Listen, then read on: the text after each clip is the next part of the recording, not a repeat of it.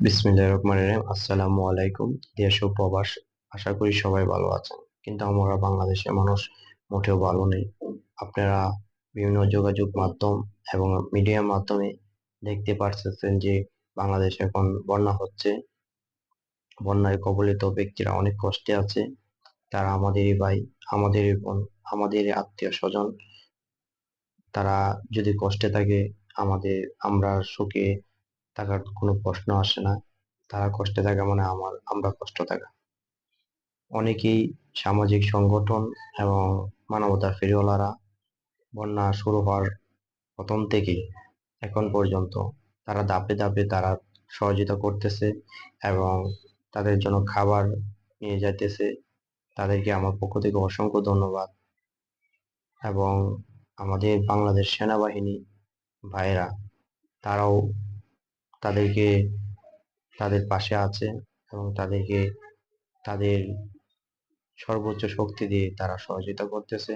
এবং তাদের যারা পানিবন্দী হয়ে গেছে, আটকা পড়েছে, তাদেরকে স্পিড বোট এবং হেলিকপ্টারের মাধ্যমে তাদেরকে উদ্ধার করে যথাস্থানে রাখতেছে।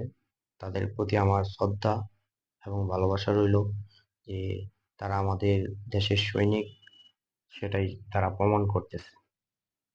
আরেকটা বিষয়, আমাদের প্রবাসী ভাইরা, তাদের কথা না বললেই নয়, তাদের কথা অবশ্যই বলতে হবে। গত আরেকবার বাংলাদেশে এই দুর্যোগটা এসেছিল, বন্যায় কবলিত ব্যক্তিদেরকে তারা সহযোগিতা করেছিল।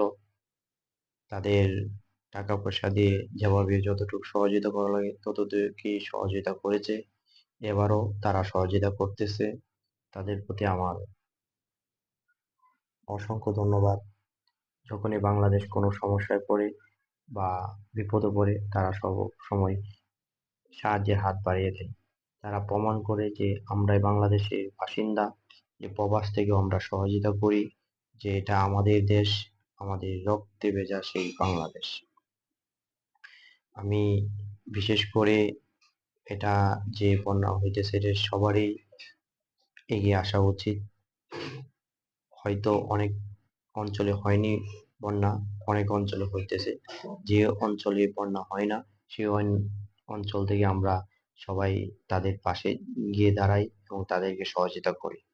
তাহলে তারা ইনশাল্লাহ, আল্লাহ পাক আমাদের রহমত আছে, আল্লাহ পাক আমাদেরকে শীঘ্রই উদ্ধার করবে। তাদেরকে অবশ্যই আল্লাহ পাক আমাদেরকে উদ্ধার করবে, আমরা যদি সবাই তাদের পাশে দাঁড়াই এবং সহযোগিতা করি।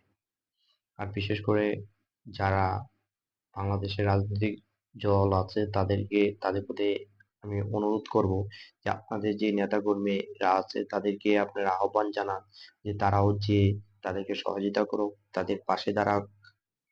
এটা দল মত নির্বিশেষে তারা আমাদেরই ভাই, আমাদেরই বোন, আমাদেরই আত্মীয় স্বজন।